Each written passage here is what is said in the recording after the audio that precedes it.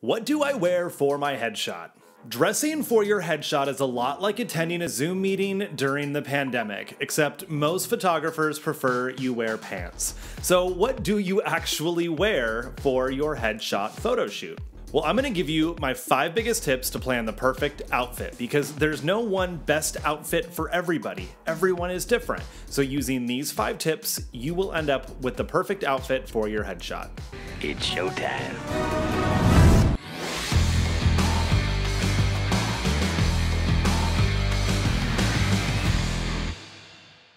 Hello, my name is Mike Lloyd. I am a professional photographer in Silicon Valley, California, and I have done so many headshots over the years. One of my favorite parts about it is during the consult when I get to help my clients pick out their outfits. And I have 5 guidelines that I give them to help pick out the perfect outfits. And that's what this video is all about. So let's dive in. So number 1, what would you normally wear on a day at work? Because that's really important to consider. If you show up looking different than what someone might expect you to wear to work, then it will be more difficult for them to make the initial connection with you. Essentially, if you're a doctor and you wear a white lab coat every day, you should probably have a white lab coat in your headshot because that's how you're going to show up. And it's going to be weird if people see you in lab coats in all of your photos except your headshot. Because they're going to see that and think, is this even the same person? Is it really a doctor? I don't know. Have that congruence. Also, if you never wear a shirt and tie or you never wear a fancy skirt suit to work, don't wear one in your headshot. Because again, you want to look like you would see them if you were to meet up for a business activity. Number 2, how fancy or casual should you get? And again, this goes back to the previous point. If you always wear a suit to work, wear a suit in your photos. If you're a jeans and a t-shirt kind of gal, wear jeans and a t-shirt. Whatever is the best representation of you.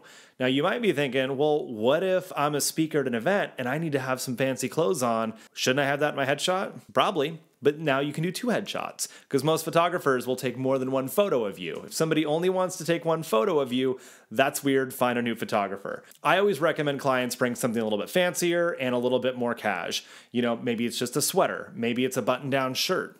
Something super simple, or just a very casual blouse that you can wear. But if you also want to do something fancier, then bring that also. Just keep everything wrinkle-free because it's really difficult to Photoshop all of the wrinkles and lint balls and everything else out of your photos. So keep everything on hangers, but bring multiple outfits. Your photographer should encourage that anyway. And again, if they don't, that's kind of weird. They should be able to help you pick things out. And different fabrics photograph differently. You might get wavy patterns, some reflect light weird, some just don't look right once we put you in front of the camera, and we want to make sure you look your best so you feel your best and the images best represent you. So bringing multiple outfits will allow us to help pick the right outfit on the day of the shoot, and again, we can mix them up so you get multiple headshots that serve different purposes. Number 3, consider the background of your image. I purposefully wore a red shirt and shot this against a red background to show you how much you will blend into your background if you are dressed like your background. I mean, if we're in the woods and you're wearing camouflage, that's a pretty obvious one, right? But if you want to do photos against a very light colored wall and you're wearing a white dress shirt, you are going to blend into that background. Same thing goes if you want dark and moody and you're wearing all black. Yes, we can light you with multiple lights. I can light you with multiple lights. Maybe not every photographer has the technology or the skill set to do that. So ask these questions of your photographer and judge the confidence of their answer, plus the actual information they give you to determine if they're a good fit for you and if that's the right outfit that you should be wearing. You basically don't want to blend in. If you know you're doing these shots in your office and you know what color the walls are, don't wear those colors. Because you don't want to just be a floating head on a background like you're shooting against a green screen in a special effects film. The idea is that you stand out in the photo. We want to see your face, your personality, and who you are. And if you're blending into the background, then you're not standing out in the photo. Let's go with 4. Solid colors are best. Avoid busy patterns. Again, if you teach jazzercise or you're a mural painter, bright colors, probably going to be your jam. But again, busy patterns are distracting. You don't want to look like a 90s dance video or a ski suit from the 80s or the Partridge Family bus. Find more decades of references here, depending on how old you are. The idea is that we want to see your face and connect with you as a person, not be distracted by the background. And when you have a brightly colored shirt with all these lines and shapes and patterns, even some busy plaids or paisley, things like that can be very distracting in the photo. We want to see your face.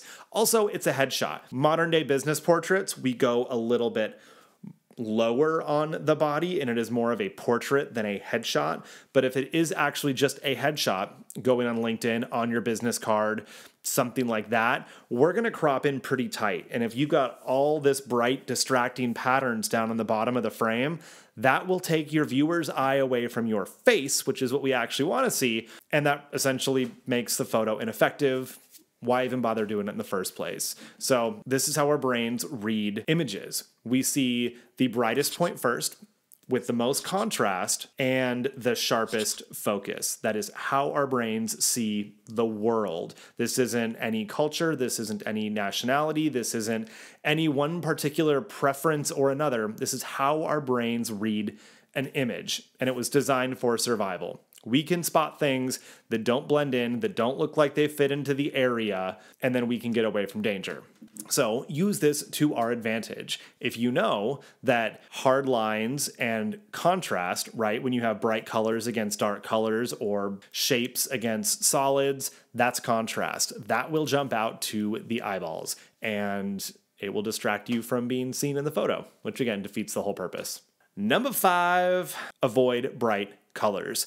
So if we recap what I said in the last one about how our eyeballs view the images, that's not totally true. Our eyeballs are just sensors. Our brains are the ones that actually process the data. But the idea is the brightest thing is always the most noticeable in an image. So our face should be the brightest thing, ideally. That's why we light use strategically. The background's a little bit darker. It's a little bit out of focus. Those are all techniques to play on the natural tendencies of our brains. So if you're wearing a white shirt with no tie or no jacket, or just a bright white blouse with nothing to cover it, that is now the brightest point in the photo, and it will be distracting from your face. If you're a doctor and you wear white lab coats, cool. I'm gonna shoot you in an environment that everything will be super bright, but we'll definitely see your face. It just takes a little more work, but a little more intention.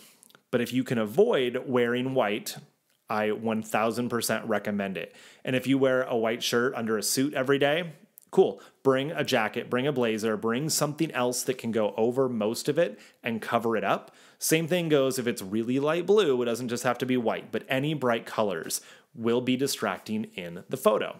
Same thing if you have a bright red or yellow, anything that jumps out at you, you don't want it in the photo because we want to see your face. So there you go. Those are my 5 tips to picking the perfect headshot outfit. Number 1, consider what you would normally wear to a day of work. Number 2, do you want to get fancy or do you want to keep it casual? Or do you want to do both? Number 3, consider the background you are shooting on so you don't blend in like I am. Number 4, avoid busy patterns because they are distracting. And number 5, avoid bright colors because they're also distracting. We want to see your face. That's what this is all about. I have plenty more videos on this channel about how to pick the perfect photographer if you are looking for someone in your area.